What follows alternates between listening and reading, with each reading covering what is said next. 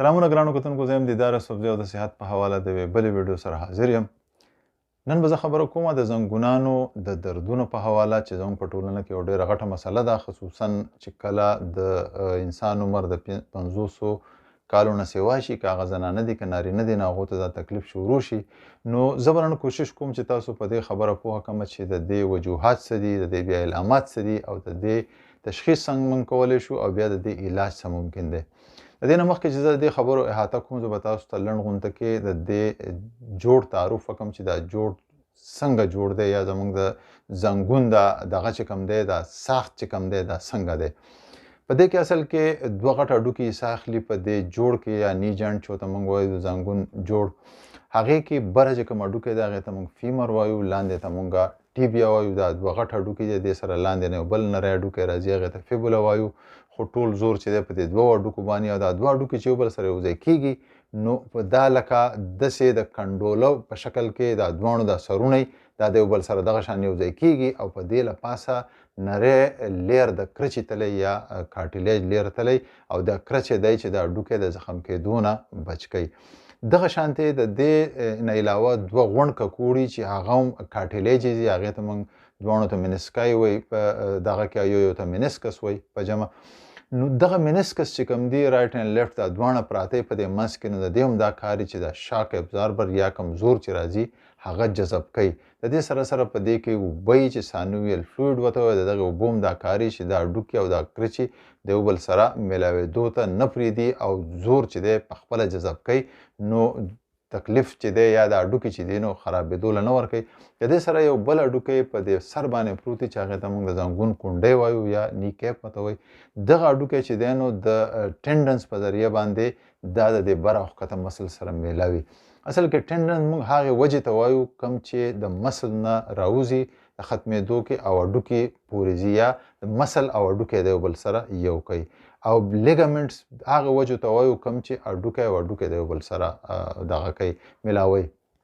دغه شان په دې کې شپږ لیګامنټس دي، څنګه چې ما خبره وکړه. دوه د غاړو ته یې هغو کار دی چې لکه دا جاینټ چې دی داسې یا داسې دغه کېدو نه بچ کوي چې لکه اخوا دې خوا نه ځي. دغه شانتې دوه شاته یې دوه مخې ته یې د هغو کار دی، د هغې لیګامنټس کار دی د وجو چې دغه مخې ته هم نه پرېږدي دا جوړ، او شاته یې هم نه پرېږدي، په ځای سټیبل کړی. دا سټیبلیټي دپاره چې دی دغه لیګامنټس دا ټول کار کوي. په دې کې بیا مختلف قسمه په دې کې مسلې پیدا کېدی شي د وخت سره سره، لکه اوس کو چاته انجري وشي یا اکسیډنټ یا نور څه وجه باندې، نو هغې کې بیا دغه لیګامنټس اکثر وشلېږي، یا دا منسکس چې کوم ما کوم وایي دا ککوړي غوندې دا وشلېږي. څه نوره څه مسله وشي د هغې بیا په هغې حساب باندې علاج کېږي.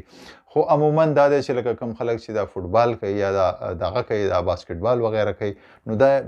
مومنټ چې چینج کوي، نو دا انټیریر کروشویټ لیګامنټ ورته وایي، مخې ته چې کوم راغلی دا لیګامنټ، نو په دې باندې ډېر زور نه اکثر دغه وشلېږي. یا څوک چې راولوېږي نه منسکس ټیت ورته کېدی شي، هغه دغه شي د وخت سره. دا خو د هغې په حساب باندې بیا د دې علاج کېږي چې لکه څه چل شوی، څنګه انجري ده. خو عموما چې دی د چاته انجري هم نه شي، نو د 50 کال نه پس دا دغه ولې شروع کېږي، دا دړ ولې شروع کېږي. د هغې بنیادي وجه دا ده چې دا اکثر په زنانو کې زیات دی، ځکه چې هغه ورزش نه کوي، کارونه خو د کور کوي، خو دې دپاره چې کوم خپل اکسرسایز دی. اکثر زنانه زمونږ لکه بې تعلیمه وي، نو هغو ته دا پته نه وي. زه اکثر تپوس به مې ته وکړو، نو هغه وایي ثابته ورځ خو زه دغه کارونه د کچن کارونه کوم، او ډوډۍ پخلی او دا هر څه کوي، خو هغو ته دا پته نه وي چې لکه د هر مسل لپاره جدا اکسرسایز پکار دی. څنګه چې زموږ لاس دی، نو د لاسو خپل اکسرسایز دی، د خېټې خپل دی، د دې مس جاینټ خپل دی. نو هغه لکه دغې ته ثابته ورځ خو ستړي شي، خو هغو ته دا پته نه چې لکه اکسرسایز څنګه کول پکار دی، یا موږ د خپل جوړونه څنګه بچ ساتلی شو. او عموما چې هغه راشي، نو د هغو دغه تکلیف چې نو هغه د بیانوي چې یاره کله د خپو په سر زه کېنم، نو بیا پاسېدی نه شم، یا د خپو په سر ډېر ساعت کېناستی نه شم، او یا چې په پړو خېږم نو ختی نه شم. دا د هغو عمومي علامات دي. دا د وخت سره سره دا زیاتیږي. د هغې وجه دی چې یو خو د دې خلکو لکه وزن کنټرول نه پکار ده، چې وزن کنټرول یې، ځکه چې د وجود ټول زور چې دی هغه په دې جوړونو باندې، او هغې دې له بیا زور ورکوي. بل زموږ د خلکو خوراک برابر نه، نو خوراک چې برابر نه، خصوصا کیلشیم ویټامین ډي چې کوم دي، نو هغه هډوکي زر کمزوري کوي. او دغه چې کوم دي، ما چې کوم خبره وکړه، لکه څنګه چې زموږ دا مسل دي او دا ټینډنس دي، نو دا اصل کې دا جوړ چې زمونږ سنبالي نو دا زمونږ د مسل او د ټینډن سنبالي نو کله چې مونږ ایکسرسایز کوو زمونږ د مسل مضبوطي نو د هغه جوړ له ډېر زور نه ورکوي خو چې کله دا زمونږ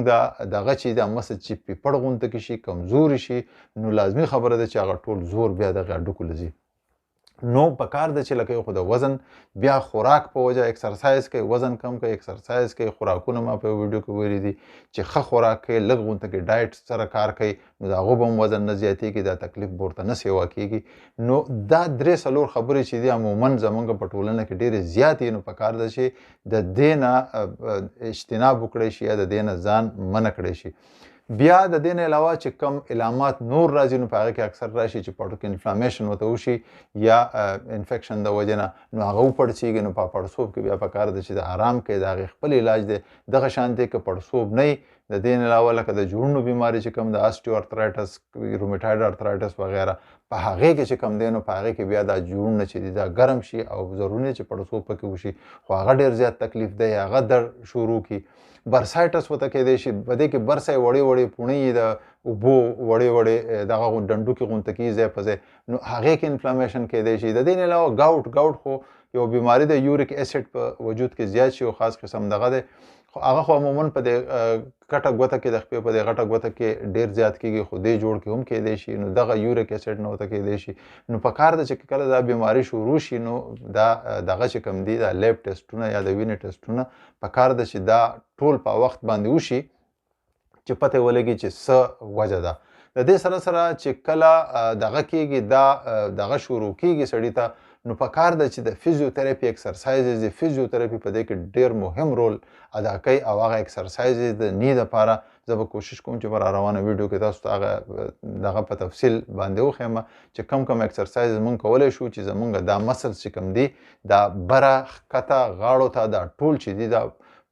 دغه شي مضبوط شي محکم شي نو کله چې دا مضبوط شي نو په دغې جوړ باندې به زور کم راشي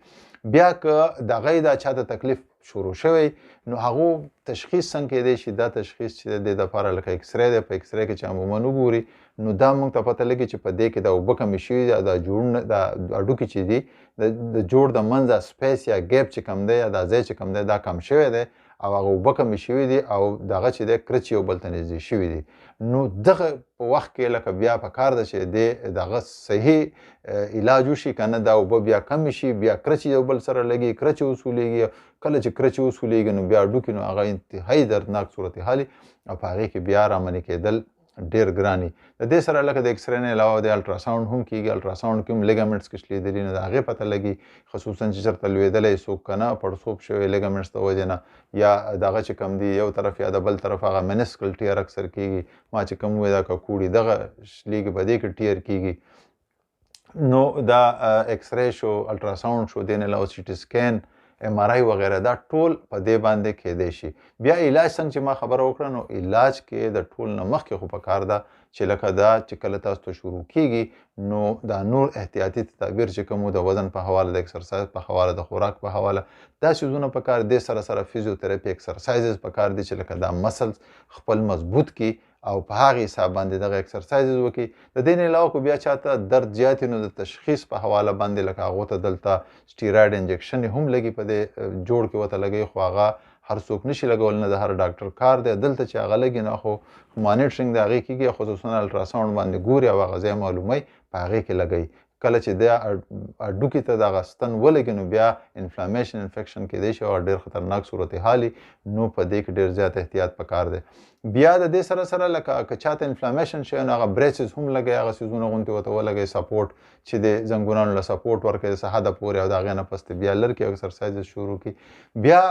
دغه چې دی دا یو چا دا ټیر داسې چې لکه اوس یو لیګمنټ لیدلی دی او په منځ کې زانګې په اوبو کې او هغه چې کله تاسو مومنټ حرکت کوئ نو هغه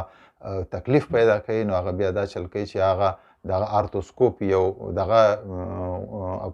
سرجري غونته کېده نو هغه په هغې نري ټیوب په سرجري باندې هغه ځای ته لر کړي دغه بیا د دې نه علاوه نی ریپلیسمنټ ورته وایي زنګونان بدلی نو په هغې کې پارشل نی ریپلیسمنټ دی او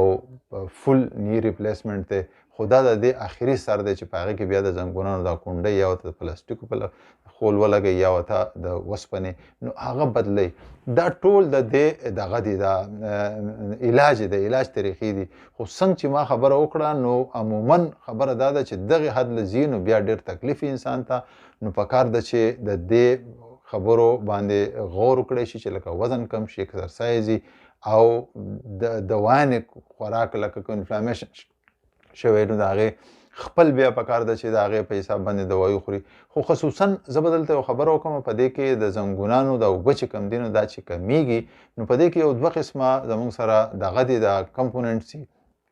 ګلوکوزامین او کانډریوټین. دا دوه چې دي نو دا لکه دغه د وجود د فلویډ چې کم دی د جاینټ د فلویډ چې دی دا برقرار ساتي. نو دغه ګولۍ یا کپسول په شکل کې راځي، د ګولو په شکل کې راځي. نو که د هرې کمنې خو چې ښې کمنې نه والي دغه دوه دغه پکې دا به زه په ډسکرپشن کې دا ورکړم دغه نمونه. نو چې دا دوه کمپوننټ پکې نو هغه د خوري استعمال لکن د هغې سره فایده دا راوځي چې ستا وجود له نقصان نه ورکوي. هغه اوبه چې کم دي که فرض کې زیاتی نه نو کمېدو له هم نه ورکوي او دغه په وجود باندې د خاص اثر هم لکه د انټي بایوټیک یا د نورو دوایانو په شانتې ډېر بد اثر هم نه پرې باسي. نو پکار ده چې دغه ورسره هم خوراک کولی شي او انفلامیشن یا انفیکشن د هغې خپل علاج وکړي.